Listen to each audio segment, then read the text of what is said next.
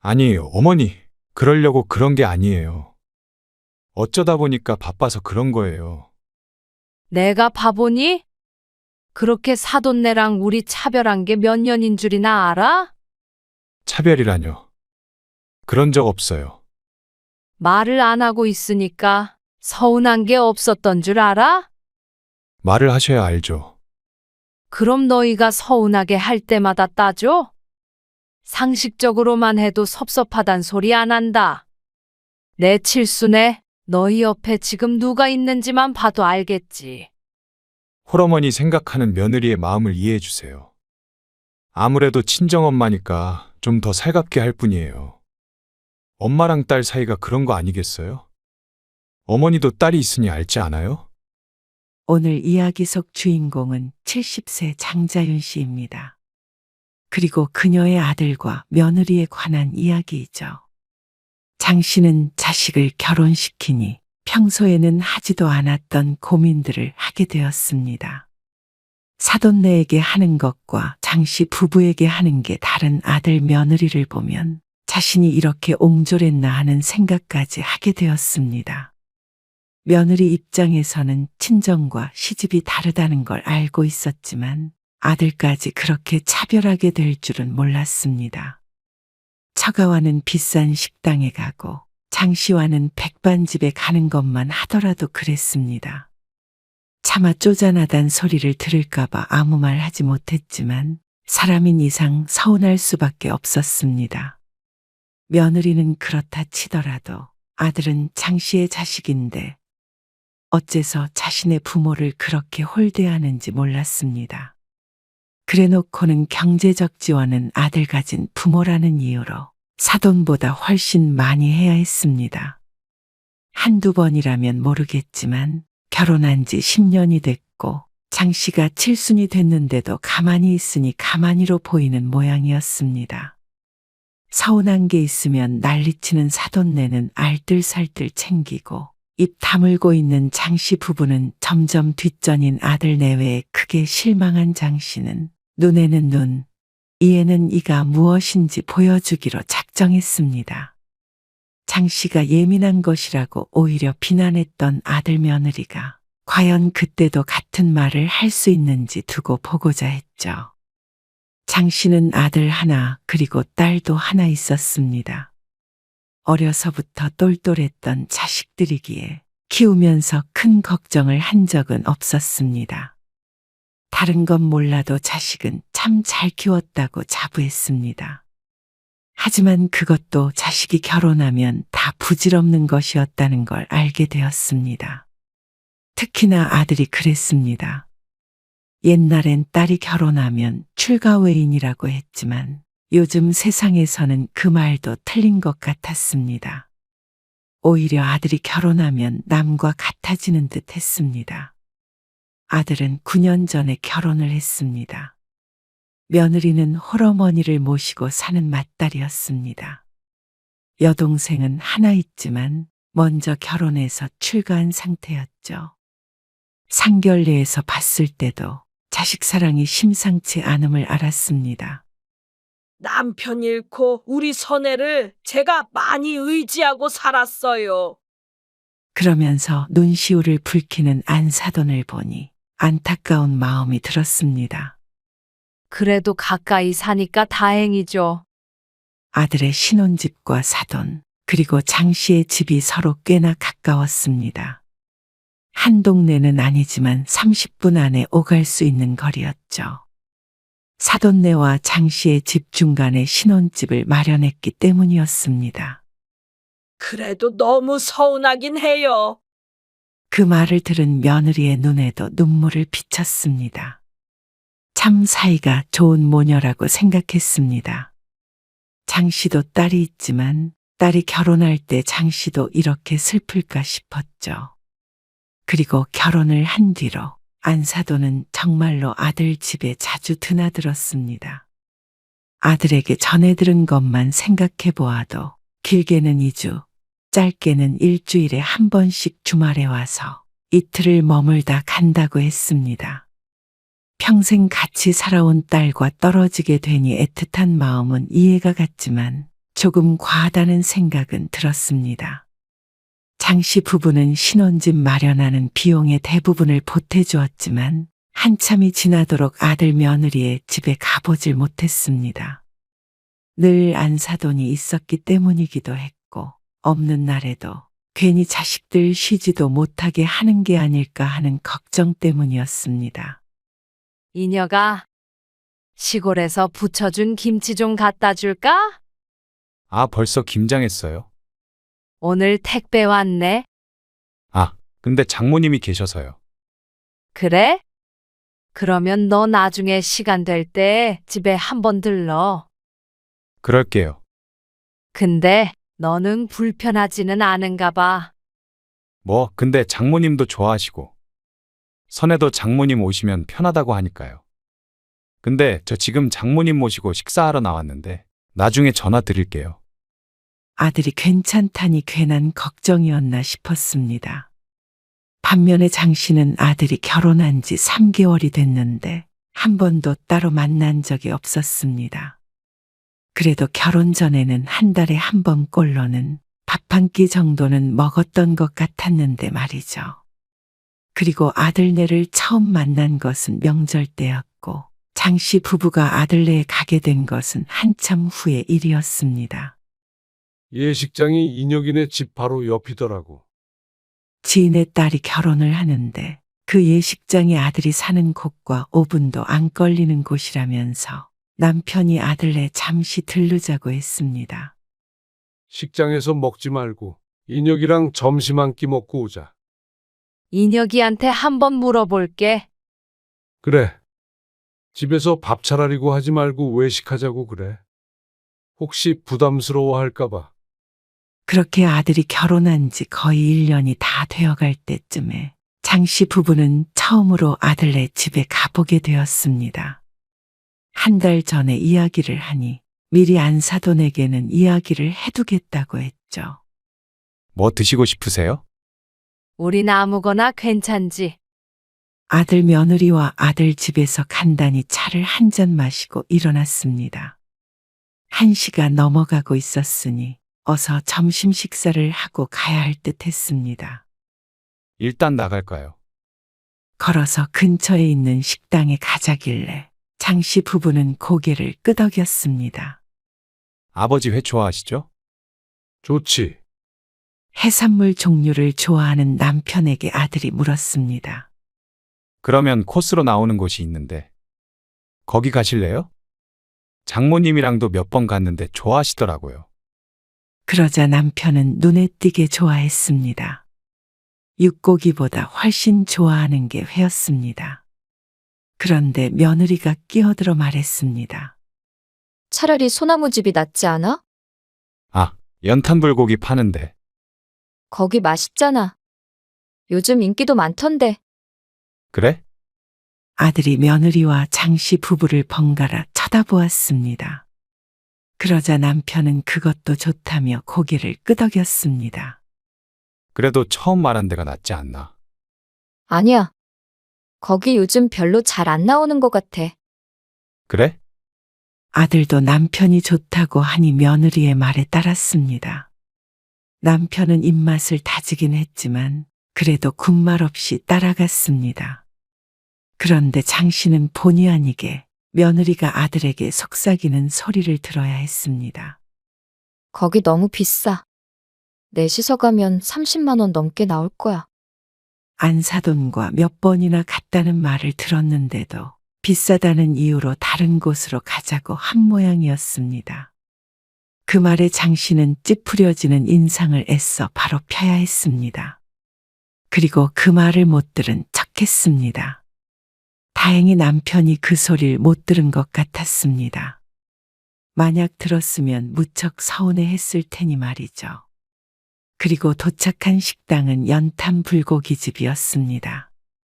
백반의 고기가 한 접시씩 나오는 곳이었는데 1인 15,000원이라 가성비도 괜찮았지만 기분 좋게 식사하지는 못했습니다. 며느리의 말을 못 들었다면 이런 곳도 있구나 하고 먹었겠지만 서운한 것은 사실이었습니다. 자주 보는 것도 아니고 모처럼 아들네 왔는데 과한 생각일 수 있지만 어쩐지 아들네에게 장씨 부부는 이 정도의 가치밖에 안 하는 듯 했습니다. 그러는 안사돈은 뭐가 달라서 고급 식당에 가는지 궁금했습니다.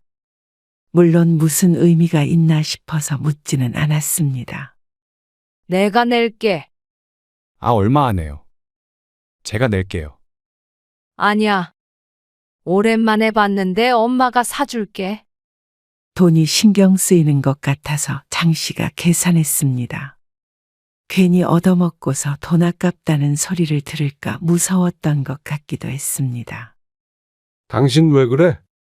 집으로 돌아오는 길에 기분이 안 좋아 보이는지 남편이 장씨의 표정을 살피며 물었습니다. 내가 왜? 무슨 일 있었어? 밥 잘 먹고 와서 표정이 안 좋네.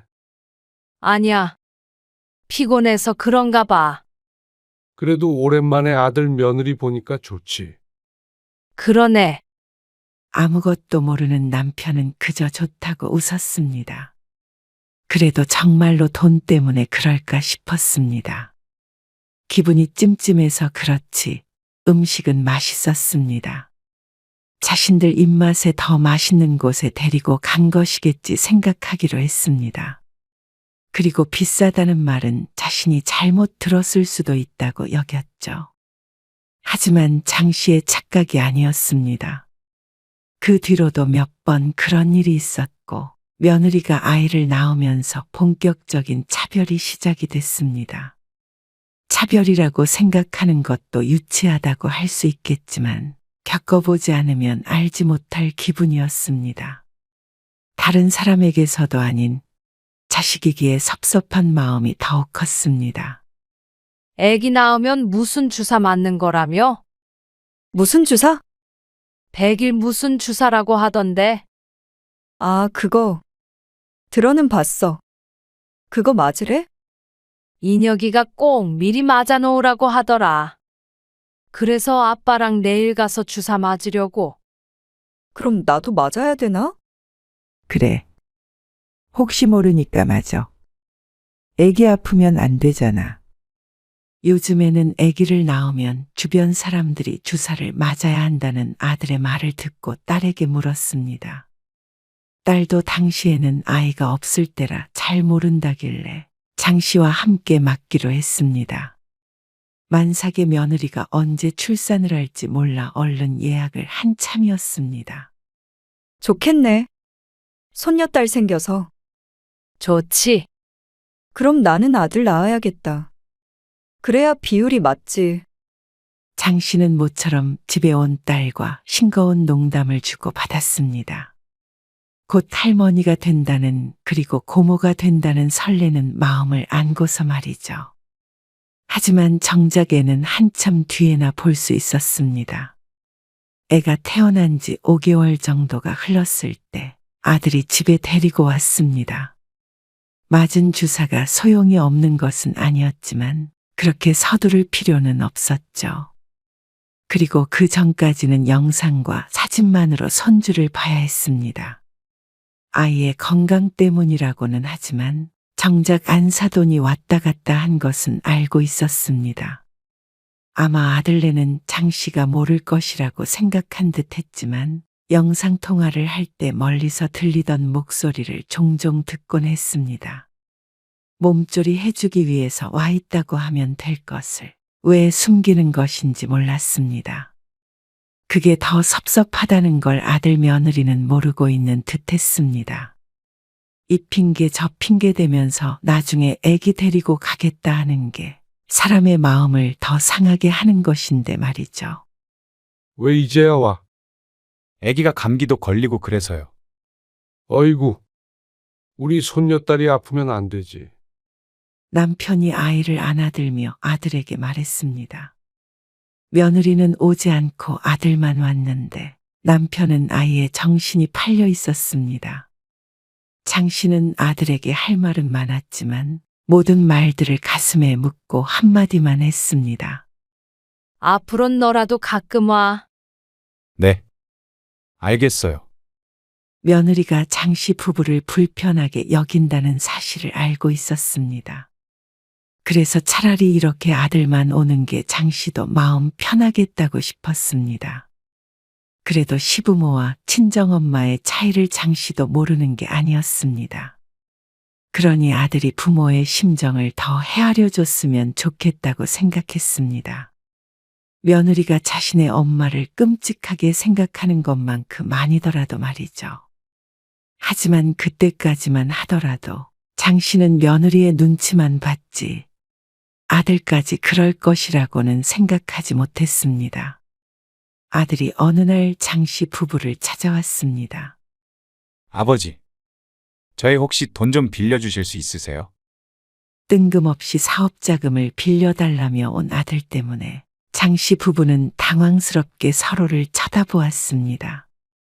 직장에 잘 다니는 아들이 갑자기 사업 얘기를 꺼내니 말이죠.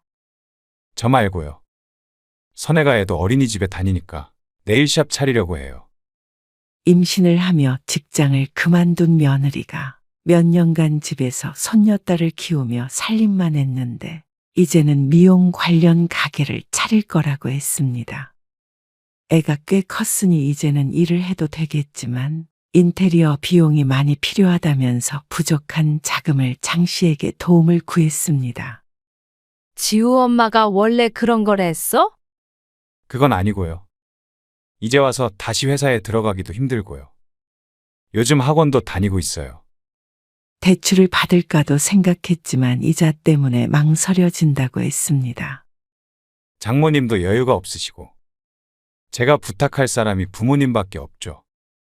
장 씨 부부도 현금을 쌓아두고 사는 것은 아니지만 그래도 아들네보다는 형편이 낫지 않을까 싶었습니다. 그래서 아들을 돌려보낸 뒤에 남편과 상의를 해서 결국은 7천만 원을 무이자로 빌려주기로 했습니다. 부담이 될까봐 싶어서 사업이 자리 잡고 2년 뒤에 갚기로 약속을 받고서 말이죠. 어머님 감사해요. 며느리가 돈을 송금받고는 전화를 걸었습니다. 그래서 장 씨는 잘해보라며 격려했습니다. 식당이라면 가서 뭐라도 사 먹어볼 텐데 미용 가게라 장 씨도 남편도 한 번 들러서 며느리에게 인사만 하고 돌아왔습니다. 그마저도 손님이 있어서 머문 시간은 10초도 되지 않았죠. 그런데 2년이 지난 뒤에 돈을 갚기로 한 때가 됐을 때 아들 며느리가 함께 찾아와서 말했습니다. 생각보다 장사가 그렇게 되는 게 아니라서 한 번에 7천만 원 갚기는 힘들 것 같아요. 2년 동안 돈 얘기는 한 번도 꺼내지 않았는데 상환할 상황이 아는 듯 했습니다. 돈을 못 받을 것이라고는 생각도 못했습니다. 명절에도 예약이 있다며 며느리 얼굴을 보기가 통 힘들었기 때문이었습니다. 그래서 사업이 정말 잘 되고 있구나 하고 좋아했었는데 장사가 안 된다는 말이 되나 싶었죠. 안 갚겠다는 말 아니에요. 장 씨의 심각해진 표정을 보고 아들이 서둘러 변명을 했습니다. 그리고는 매달 얼마씩 갚겠다고 제안을 했습니다. 선혜가 어머니 통장으로 넣을 거예요. 매달 일이래요. 그러자 옆에 앉아있던 며느리도 고개를 끄덕였죠. 장 씨 부부에게는 선택권이 없었습니다. 못 주겠다고 하지 않는 것만으로도 다행이라고 생각했습니다.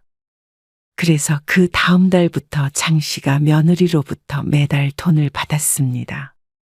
그런데 그렇게 한 것을 곧 후회하게 되었습니다. 약속된 날짜에 제대로 들어오는 법이 없었습니다. 가족끼리 하루 이틀 늦는다고 문제될 것은 없지만 한 달, 두 달, 세 달치가 안 들어오는 날도 있었습니다. 그래도 차마 며느리에게 전화해서 물을 수도 없어서 잠자코 기다렸습니다. 그러다 보니 신경이 쓰였습니다. 며느리가 돈을 떼먹진 않겠지만 너무 불규칙적이라 오히려 장 씨가 자꾸 통장을 확인하거나 금액을 계산해야 하는 일이 생겼습니다. 적은 돈이면 안 받고 말겠지만 장 씨 부부에게도 7천만 원은 무척 큰 돈이었습니다. 그리고 그 돈을 아들 며느리에게 그냥 주지 못하는 이유도 있었습니다.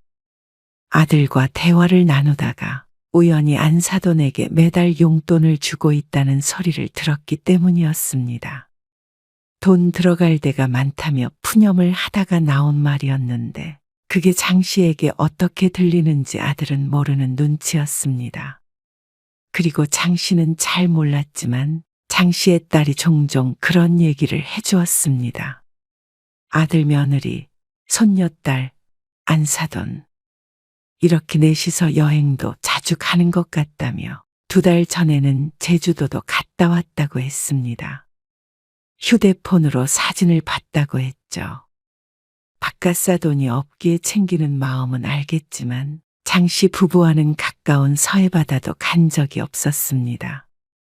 서로 다른 식당에 데려가는 것 정도의 차별이 아니었습니다. 시간이 지날수록 장씨 부부는 아들 며느리와 멀어졌습니다. 반면에 안사돈은 딸 효도를 톡톡히 받으면서 사는 것 같았습니다. 그러면서 집 살 때, 사업자금 빌릴 땐 장씨에게 손을 벌리고 제대로 갚지도 않는 게 괘씸했습니다. 처음에는 몇 달 늦어져도 닥달하지 않지만 맨날 돈 없다고 죽는 소리를 하면서 장모님에게 용돈 주고 여행 데려가고 하는 걸 보니 생각을 달리하게 됐습니다. 뭐해? 지우 엄마한테 문자 메시지 보내. 왜? 이번 달에 돈이 안 들어와서. 그걸 연락까지 해? 주겠지. 하지만 장 씨도 억울해서 안 되겠다 싶었습니다. 도움을 주는 건 장 씨 부부인데 늘상 아들이 챙기는 것은 처가뿐이었습니다. 그쪽도 외동딸도 아닌데 어째서 아들 부부에게 그렇게 껌딱지처럼 붙어 있는지 의문이었습니다. 그게 한두 번이어야 하는데 자꾸만 이러니 장 씨도 빈정이 상했습니다. 그리고 그게 참다 장 씨의 칠순 때 터지게 되었습니다. 엄마가 잔치도 싫다고 그러고 해외여행도 싫다고 그래서 가족들끼리 모여서 밥 먹으려고 하는데 한정식당 빌려서 좋은 거 먹으려고. 그리고 오빠네랑 모아서 엄마 아빠 국내 여행이라도 가시라고 용돈 주기로 했고. 딸의 말에 장 씨는 고개를 끄덕였습니다. 장 씨가 다 싫다고 한 데는 이유가 있었습니다. 작년에 안사돈의 칠순이었는데 오래된 아파트를 리모델링 해주느라 현재 자금에 여유가 없다는 소리를 들었는데 그게 은근슬에 흘린 말이라 차마 안사돈과 똑같이 챙겨주라는 말을 하지 못했습니다.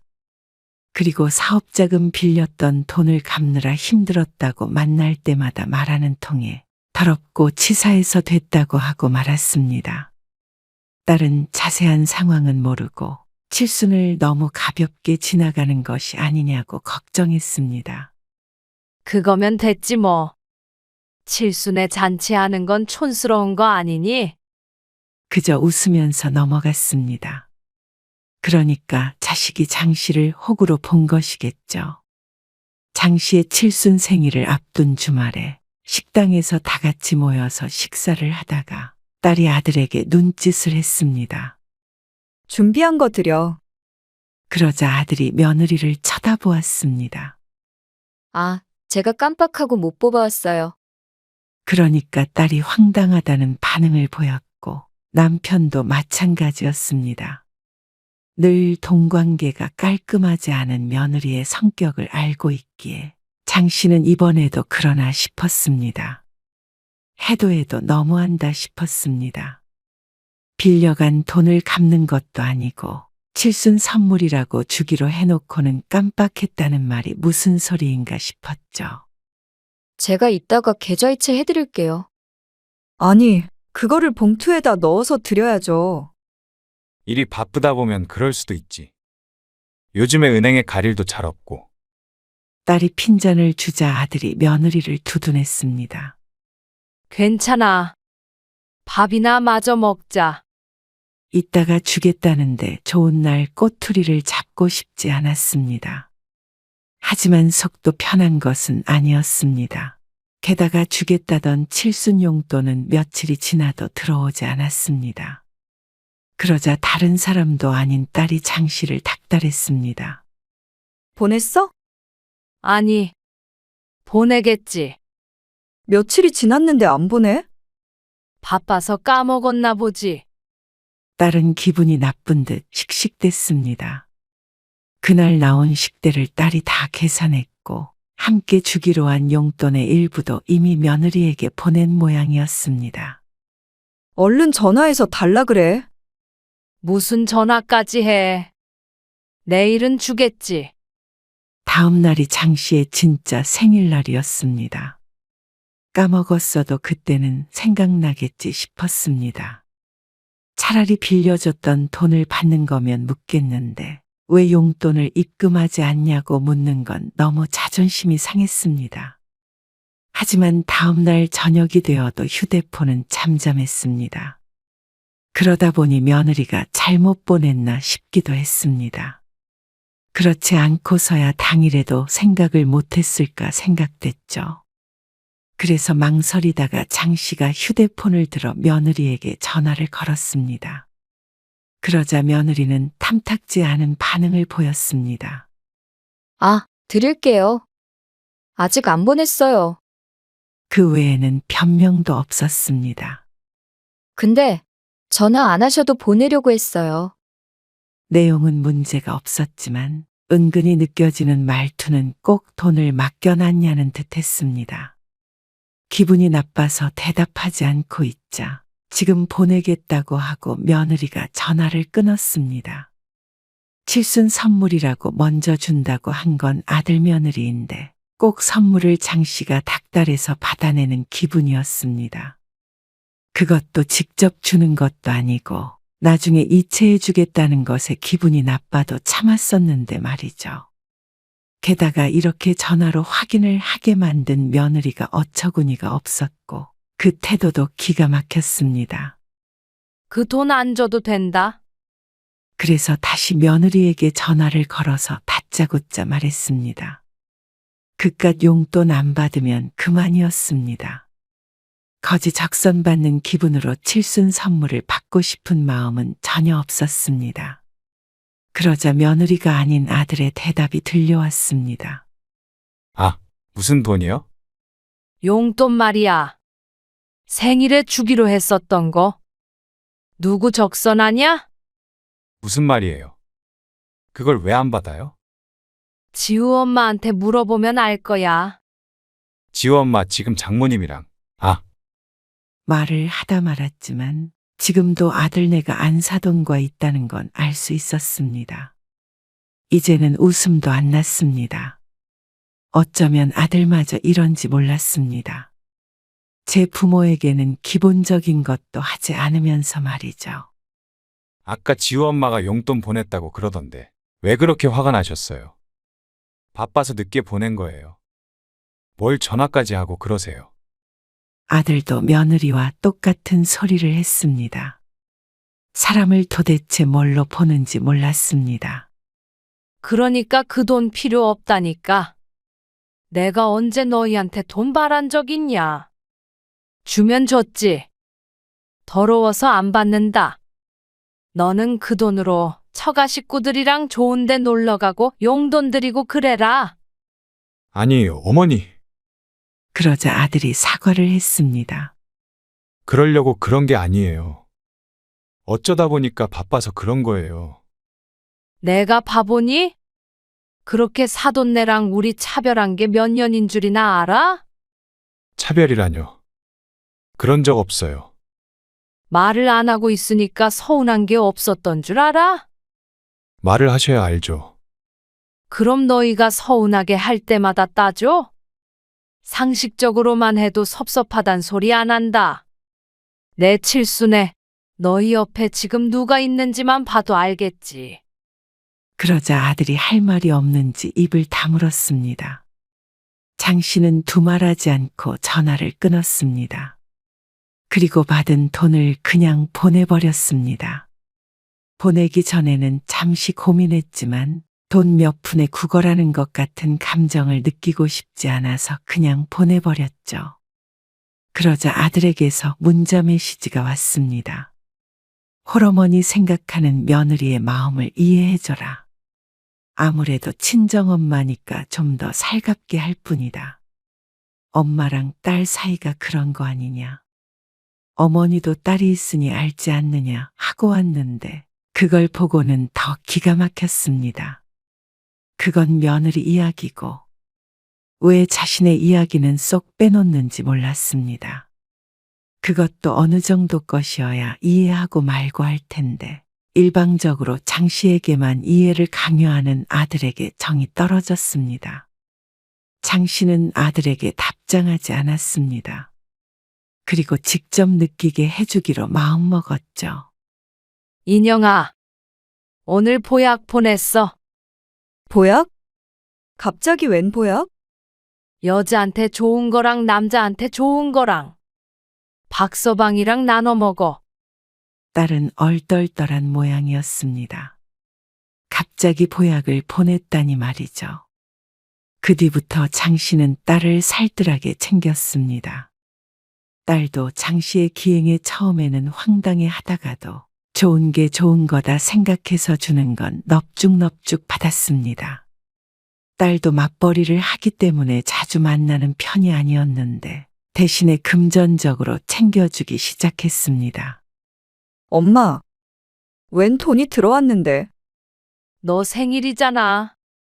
용돈 하라고 보냈지. 갑자기 왜 그래? 무섭게. 꽤나 큰 돈을 입금해주니 딸에게서 단번에 전화가 왔습니다. 그리고 딸이 차를 바꾼다고 하자 돈을 보태주기도 했습니다. 그쯤 되니 아들네 귀에도 들어가게 되었습니다. 딸에게 아들이 서운하네 어쩌네 하소연을 한 것 같았지만 장 씨는 모르는 척했습니다. 그러자 나중에는 아들에게서 전화가 왔습니다. 아니, 어머니.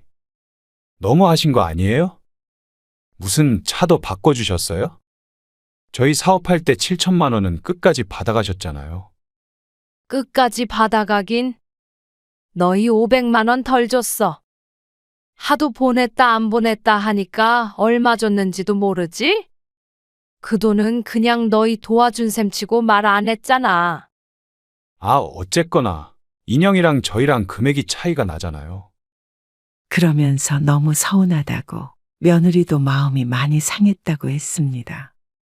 아마 나중에 재산이 어느 쪽으로 기울지 계산기를 두드려 본 게 아닐까 싶었습니다. 아들은 처음엔 우는 소리를 하다가 나중에는 화를 냈습니다. 어떻게 이렇게 차별을 하세요? 같은 자식인데 말이에요? 그리고 차별을 하시려거든 아들인 저를 더 챙겨주셔야죠. 그래서 장 씨도 태어나게 대꾸했습니다. 너도 뻔히 알잖아. 뭘요? 딸이랑 친정엄마 사이가 그런 거 말이야. 저번에 너도 그렇게 얘기했잖아.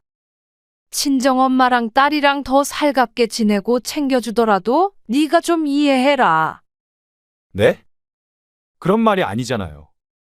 뭐? 난 네가 다 아는 줄 알았는데 딸이 있으니까 나도 그 마음 알고라며. 네 얘기 듣고 엄마도 생각 많이 해봤는데 정말 그런 거 같아. 역시 딸이더라고.